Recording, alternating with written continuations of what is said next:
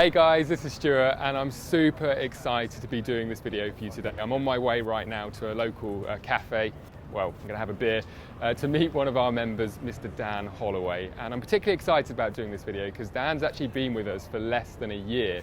And what I want to do is sit down with him, pick his brains a bit, let him share his journey with you so you can get some perspective from somebody who's really gone all in, done everything that they possibly can to get to our events and do all of our experiences, get their business up and running, and find a little bit more about the transformation it's created for them. So come with me and we'll meet Dan. Hey buddy. How you doing? Good man, how you doing? Yeah, good man. Good to see you. You got the beers ready? Yeah, I got a nice beer ready. Local proposal natural Toronto beer. So do you fancy a try? Yeah, let's give it a whirl. Perfect. So you got into Toronto a couple of days ago? Yeah, 3rd of June, so I've been here about 6 days so far. Awesome. And how many events of ours have you now attended? Oh, blimey. Bit of a whirlwind, they all blend into one, but Brisbane was my first one. Yeah. That was in December. So did you fly from London to Australia and spend some time out there? Exactly, yeah. So first event, London to Australia, 24 hours of flying, which was quite an experience. Was it worth it? That's what I want to know. 100% worth it, 100%. But yeah, Brisbane, Dominican Republic, London, which after going to Australia was a nice change since I only live an hour away from London. Yeah. And then this is my 4th event in Amazing. Toronto. All right, so that's enough of the small talk. Let's just get straight into it. Sure. I want to know more about what brought you to the community in the first place. Tell us, when did you get started with us? It was September the 10th, 2016. Okay, so less than a year ago, the point of this video. Yeah. And what brought you to us? How did you come across us in the first place? Sure. So I was in a career in corporate software sales, and I was earning really good money. So I was getting success in my career, but I was working 70 hours per week. And I'd reached a point where I was realising I was trading so much of my time for money, and the path that I was in, it wasn't bringing me fulfilment anymore, right? So I had almost like a massive light bulb moment when I was looking for roles in some of the big enterprise London software companies like Salesforce and Eloquent, Oracle, all those kind of businesses, and I suddenly realised that this new income goal that I was aiming for, I'd never got any fulfillment from income goals in the past, whether like 30k or 50k or 70k or whatever, and therefore why did I think that an even bigger income goal in the future was going to bring me any long-term fulfillment? And as soon as I had this realization, that was like a light bulb moment that completely dropped a bombshell on my entire direction that I thought I was going. Yeah. Suddenly realized that wasn't going to work for me. And it's weird how sometimes I think things appear when we're ready to hear them. Yeah. And I saw a video on YouTube from my sponsors in DEA, the lifestyle team. Yeah. And they talked about how to build an online business and create a life of freedom and leverage connectivity and automation to ultimately get your message in front of more people. And I was looking at this video and I just thought, wow, this is exactly the kind of thing that's going to enable me to change the direction I'm going in and stop trading time for money.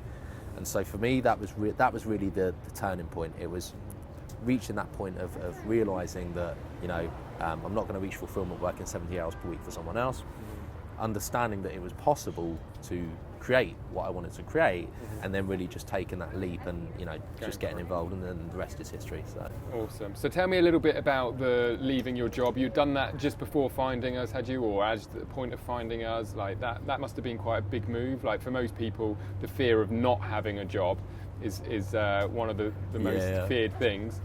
So give us some perspective around that. Why did you walk away from the job that you were in, that you were clearly sort of doing quite well in? Yeah, I mean that was a big decision, and you're right. The fear of doing that is something that takes quite a lot of, I suppose, confidence to to face that and overcome that. And it was really the point was I handed my notice in 10 days, I think, before I found SFM. And I had 4 different business ideas that I wanted to pursue. All of them, funnily enough, are actually to do with either marketing or sales or potentially online. So it's just to give a rough idea, what sort of business models were you thinking of? What sort of businesses were you thinking about? So I was looking at a business development agency, right. because I've been in sales for 10 years. You yeah. know, before finding the community and DEA. Yeah. So you were thinking of setting up your own agency, providing consultancy services, that kind of thing? Yeah, so like lead gen, so maybe yeah. building a team of internal prospectors, right. cold callers, that kind of thing. Yeah. I was thinking of maybe a marketing agency where I'd essentially find suppliers of marketing services or right. products, yeah. and then I'd go to business owners and almost provide like yeah. a consultancy type advice, you know. Okay. Yeah. That was one. I was looking as well at potentially e-commerce, so you know, doing business in that way. Any particular product ideas? I was throwing around a few ideas. Yeah. I mean, I had golf is a yeah. passion of mine. I love golf. Okay. Any good? Well, not as good as I'd like to be. Oh, come on, I want some facts. What's your handicap? Oh, 21. Oh, okay, so you're terrible, basically. Yeah, exactly. Not gonna lie. I do enjoy it though, and I love it. And there's times in my life where I've not played it as much as I wanted to. So I thought, would I go into a business in yeah. golf, something like that? Yeah. But essentially, when I saw the video on YouTube and I got involved in DEA and the community, I was one by one knocking off each of those different business ideas, and it got down to the business development agency versus do I go for the community and DEA? Sort of affiliate marketing. Affiliate marketing, yeah, exactly. And I think there was a point. I can't remember exactly what call it is, but I remember from getting involved with the community again and again and again on a consistent basis, and really starting to understand exactly what it was all about. Yeah. There was a point when it was like the penny just dropped, yeah. and I thought, you know what, this is what's going to cover all of the different things that I want out of my future. Yeah. I started to get clarity about where I wanted to get to, how I was going to get there, and that was when it just became easy. It was when I say easy, I don't mean, you know, easy because it takes hard work, but I mean the decision was easy. Yeah, that makes sense. A lot of sense. Yeah. So a lot of people coming in, and I know this from years and years and years of people coming and joining our training programs. They're dealing with some sort of fear that they need to overcome, whether it be whether they can do it, and if it's going to be too risky to start a business, whether it be something like you, where it's like, you know, is this going to be my opportunity to get out of the 9 to 5, or if it sounds of it like me, the 8 to 7. Yeah, pretty much. And you know, also skepticism, like is it not just fear, but that combined with, hang on, this stuff that I'm hearing is so different to what I've grown up to know. You know, working a job, time for money, like you've said a few times. Talk about that. Was there any skepticism at all, or not at all, or? Yeah, no, actually was. I was pretty skeptical when I first started, and when I think back on that, I find that quite surprising, because I know now that, generally speaking, skepticism is coming from a fear-based place, right? It's like we're protecting ourselves against, you know, getting ripped off or going down the wrong path or something. So we want to be defensive against it. And from learning, you know, that about skepticism, I kind of thought, oh no, you know, I'm not really a skeptic. I'm sort of open to opportunities and ideas. But when I was honest with myself, I looked at it, the video on YouTube, and the first thing I thought was, sounds too good to be true. Yeah. You know, it doesn't sound again real. To drill in specifically, what the geographical freedom, the being able to make a lot of money, the not trading time for money. What would you, if you to pinpoint it? What would you say? And you might not have thought about it before. Like really think. Like, what was it that made you think? Hang on a minute. Like, you know, this sounds too good to be true. Yeah. I think it was really a combination, because the video, it was from specifically two people called Gerard and Marilee, who you obviously from the Lifestyle team. Yeah. And they were in a beautiful back garden in Western Australia. Yeah. And they were talking about the idea of, you know, running a business from anywhere in the world as long as you've got a laptop and an internet connection. And I know I'd seen a few videos like that before online. And no other video had really resonated with me, and I think the point was that when I watched this video, it did resonate with me, and because of that, it made me actually start thinking, do I want to consider this as an option? And that was when the skepticism came up, because I was almost imagining myself going into that situation. It became more of a real idea, and off the back of that, I'm thinking, well, you know, could you really just run a business from anywhere laptop, in the world? Yeah. I think one of the key things, and I think this is really important to share from a perspective of, I think there's a fine line between skepticism and pessimistic. Yeah. And there are some people that will never help themselves and never overcome the idea that there are other options than the 9 to 5 or trading time for money in a corporate job and everything else. I think it's very healthy to be skeptical, but it's always interesting to me, because I was skeptical when I first came across the whole online business model. And similar to you, it was just, I think the thing that I was most skeptical about is that just sounds so good. Like being able to work from coffee shops, have my laptop, internet connection, and not have to get in a car and commute or do public transport or anything else. So definitely relate to that. Once you'd gone through the first module, if you can remember, it was it wasn't too long ago. Yeah. Once you'd gone through the first module, what was your biggest epiphany in terms of, hang on, I'm going to start to take these guys seriously and look at this education properly? Yeah, so it was module 1 where I started being more the skepticism completely disappeared, because I started thinking, right, well, I felt that I was smart enough to judge whether this was a real opportunity or not. And in module 1, you start getting a much more of an insight into what the community is about, how DEA is going to help, how the processes of list building and online marketing and building your website and all this kind of thing, how it all comes together. And it was so transparent that I could tell that it was real. It wasn't just like smoke screens and hype and all that kind of stuff. It was so going through module 1, it might have changed now, but at the time when module 1 was live, you had a video of they walked into your office and you had Britney Spears or something playing. Yeah. And that's an older one, but I know the exact video. Yeah. And it was. It's kind of cheesy, and it made me smile. I was like, "Oh, that was cheesy," but I remember like the build up to that, and right after that, there was another video in the module where you were speaking on.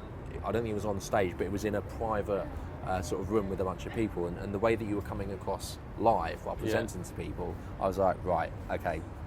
I get it. Yeah, this is real. This makes sense. I think for me, the thing that changed, and you might relate to this, is when I understood the process of selling online, and I understood that I could apply that to other people's products as an affiliate, or I could apply it to do customer acquisition. It just made sense. And I think that is something that either just people resonate and make sense with, or they don't. But ultimately, what you're saying is the epiphany was, I can learn how to sell stuff online. Yeah. All right, so now what I want to do is I just want to dial it up a notch, and I want to start off by first of you sharing, how life is today, the freedom that you now have, the fact that you've not had to go back to the corporate world. You're working for yourself, you're making a good living online. And then I want to revert back after that, though, to some of the challenges and really what it has taken you to get to this point in your first year. Not everybody achieves the kind of results and success that you have in the first year, and I think it'd be really helpful to give a really honest perspective on what it has taken. So first of all, what's life like now, in comparison to where it was before?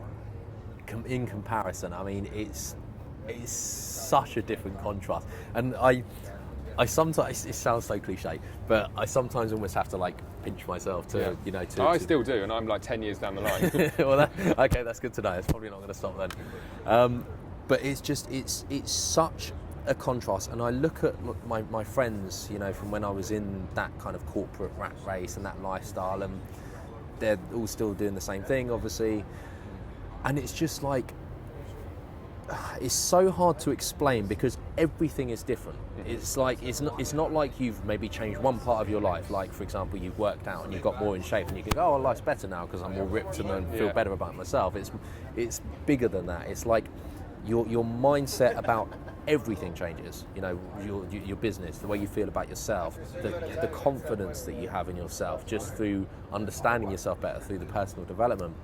And all of that, really, all of the success that you can get off that, and all of the things you can enjoy, like the travelling and the meeting people and all of that kind of thing, that's really, I think, an extension of who you become as a result of going through this process. So short answer to your question is my life is utterly different in every way. I'm eternally grateful for it. I wake up every morning and, I'm just thankful for the way that things are now. I'm not saying that like everything's all sunshine and rainbows, because of course life still has challenges, but the point is that we're dealing with challenges on a very different level to where we were before. So to bring it onto the challenges side, again, it's not easy. Like, if you're going to live, as you know a lot more than me, if you're going to live this kind of lifestyle, it takes a commitment. Like, you have to decide that you're going to do whatever it takes to make this happen. And I feel like when I look at my journey versus someone who maybe doesn't get the same sort of results in the same sort of time, I think a lot of it really boils down to that commitment and that decision that I'm going to do whatever it takes. I want to get that result, and therefore I'm going to do what's necessary to become that person. And any kind of transformation is hard. Like, it's seriously hard. You've got to really work on it. You've got to create habits that are so vastly different from everything that you've done before. So when I was saying that every area of my life is different, that's because I've worked on every area of my life, and that's a serious commitment. It's hard work, but the rewards are worth it. If you had to summarise the thing that you've had most fear around to get to where you are right now, what would it be? That's a great question, because I think that moves depending on where you are. So one of the first fears that I faced, and I think everyone faces in this, is financial. It is maybe fear of judgment as well. What are other people going to think when you get started in affiliate marketing or online business? Building a business takes money. It takes investment. You're not going to build a business for like $29 or something that's absurd. But sort of reaching that point where you decide, I'm going to go down this path, and then you've got to overcome the financial hurdle to get to that, to spend money on marketing, to spend money on education, to spend money on surrounding yourself with people who are achieving the results that you want, community, all this kind of thing. That's the first challenge. How did you overcome that? So I have a philosophy that I've talked about at live events a couple of times, and that is, what would you do if you were 10 times bolder? So the way that I've always overcome fear, and it kind of started in this journey, it started there at the financial. It was a question I'd ask myself, what would I do if I was 10 times bolder? And whatever the answer to that question is, all that means is that fear is holding me back. So my way of overcoming fear would be to identify it is literally just fear, and then I would just say out loud or in my head, just do it, just do it, just do it, just do it, just do it, until I get sick of hearing myself say that, and I go and take action.